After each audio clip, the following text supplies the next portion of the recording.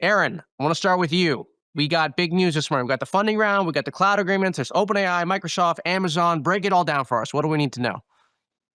Yeah, so I mean, today the big news is that OpenAI and Amazon announced that Amazon will be committing $50 billion in funding to OpenAI, which is part of this bigger 110 billion funding round that also, has NVIDIA and SoftBank participating.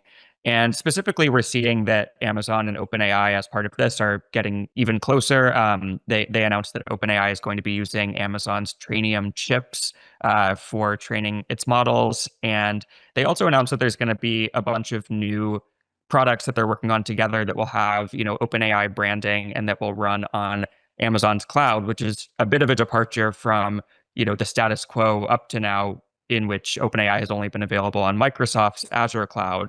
The nuances of how that's actually going to work are pretty complicated, and the models themselves are still running on Azure's cloud. But the fact that there's now going to be, OpenAI products on Amazon is, in some ways, a big win from Amazon, especially from a marketing perspective. So I don't want to get into all the details, but some of them. So the models are running on Azure, but they're going to be branded with AWS. Yeah, so it's a very kind of complex topic. Essentially, Microsoft contractually has the rights to run OpenAI's models on Azure, and the models themselves cannot run on any other cloud. So what we're looking at is Amazon and OpenAI are now saying they're going to collaborate on products that look like, AI agents or applications that could remember a specific customer's context, like their name and the name of their company, their data. That context will sit on AWS, but when the application needs to actually use the AI model to think and to, do all of the things that AI models do, it'll be making calls back to Azure and essentially spinning the meter for Azure at the same time. So different parts of the operation are on different clouds. My question for you, Aaron, and then Anissa, I'm going to come to you, is why do you think they did this deal with Amazon? I mean, is this a better offering? Is it them trying to diversify their bets? What do you think the logic here is? So OpenAI needs a few things from Amazon. They definitely need the cash that Amazon is willing to contribute. Microsoft, meanwhile, still has not decided if it's going to participate in this round, according to a source there. But they need the cash. They also, need more computing power to train and run their models, and Amazon is going to provide that capacity with training Trainium chips. And then what Amazon gets out of it is essentially they get to, put the OpenAI banner on AWS and say, we are a cloud provider that works with OpenAI, and we have OpenAI applications running on our cloud, even if the models themselves don't. So I think in that way, both of the companies are getting something out of this. So, Anissa, you've reported extensively on Trainium, which is Amazon's chip, and I'm curious, is this a vote of confidence for what Trainium can do? Is it better at handling any of these workloads than, NVIDIA or, I mean, we're going to talk about TPUs in a second, but is there something really good about Trainium here? So that's exactly what Amazon wants customers to think about Trainium chips, which is why I think the Trainium chips were such a big part of this announcement. I think the thing for people to know about, OpenAI using Trainium is that was always on the table for Amazon as they were negotiating this large investment into OpenAI. Actually, when we first reported about Amazon potentially investing more than 10 billion into OpenAI, we knew back then that Trainium chips were part of the conversation. So, I mean, I think there was no way that Andy Jassy was going to make a large strategic investment into OpenAI and not have a Trainium component. This is very common for cloud providers to do when they announce big cloud deals, is get the customer to use their custom silicon. Now, NVIDIA also is in this giant OpenAI round, and OpenAI will be using a lot of GPUs from NVIDIA on Amazon's cloud. So, it'll be a good test of the Trainium chips, but I do think that that is something that was not surprising from the Amazon side. Right. In other words, it's not an or, it's more of an and type of Exactly. agreement. Aaron, what does this mean for Microsoft now? Well, we saw Microsoft come out with a statement today, essentially reminding the world, like, we are the only cloud that can serve OpenAI's models to developers. That hasn't changed. And also saying that, even if Amazon and OpenAI build this AWS version of OpenAI's Frontier app, there's still going to be a version available on Azure. So I think, Microsoft, from their perspective, they are still able to capture the market for developers who want to build applications that use OpenAI's models, which has been a very lucrative, multi-billion-dollar business for them so far. At the same time, they do lose a little bit of the sheen of exclusivity that, in the past, anything OpenAI related whatsoever, you had to go through Azure, and now you can have at least parts of that stack live on AWS, just not the models themselves. So it's a slight loss from them, I think, mostly from a branding perspective, but they do still get to capture all of that model revenue.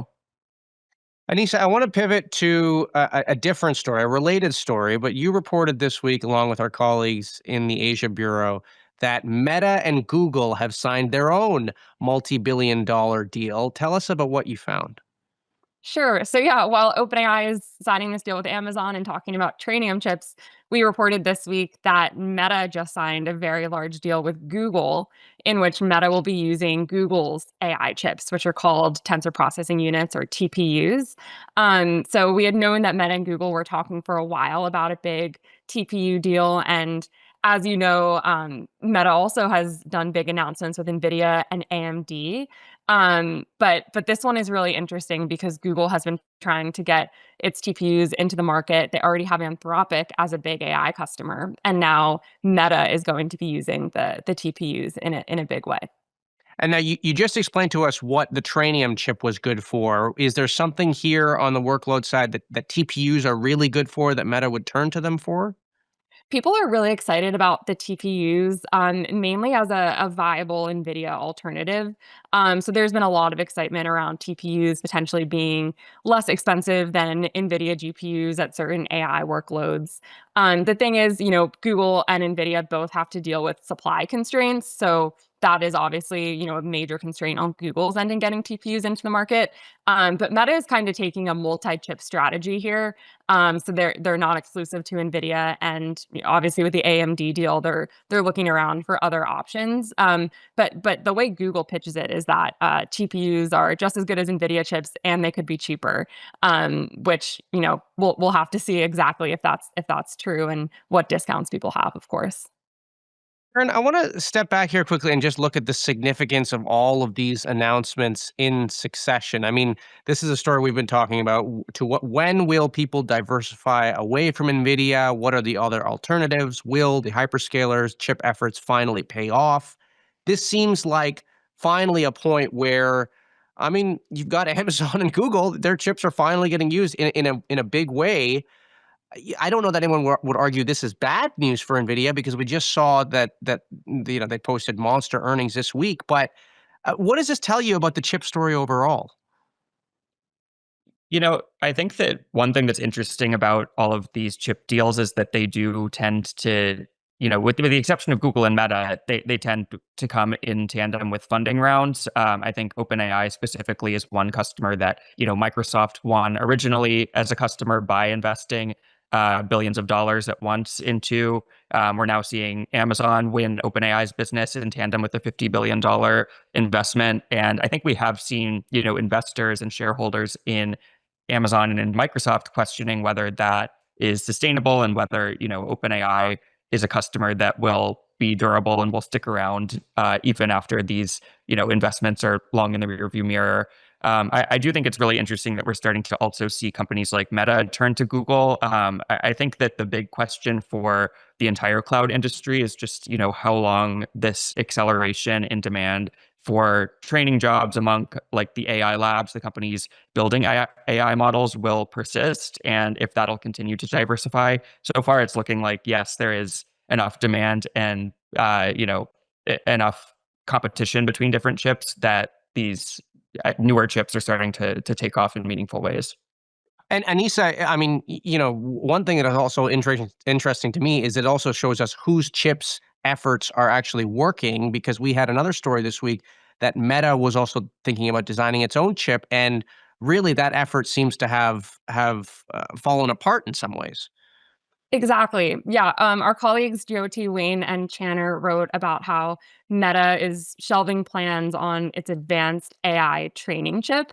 Now, I can say like from industry sources, the Meta training chip program was always seen as maybe the first in-house silicon project that maybe wouldn't be successful. But I do think this is, yeah, all of these announcements are putting pressure on in-house chip development efforts when you have giant companies like NVIDIA making their chips, you know, orders of magnitude better year on year. It's very hard to have a competing chip internally. I think, people think that in-house chips are going to be very useful on maybe specific Meta workloads where Meta can, make a chip for a workload that is very core to their business versus Meta making an AI training chip that is as ubiquitous as an NVIDIA GPU. Right. Well, Anissa and Aaron, I want to thank you for coming on. That is Anissa Gardizzi, our cloud and compute reporter, and Aaron Holmes, our Microsoft reporter here at The Information.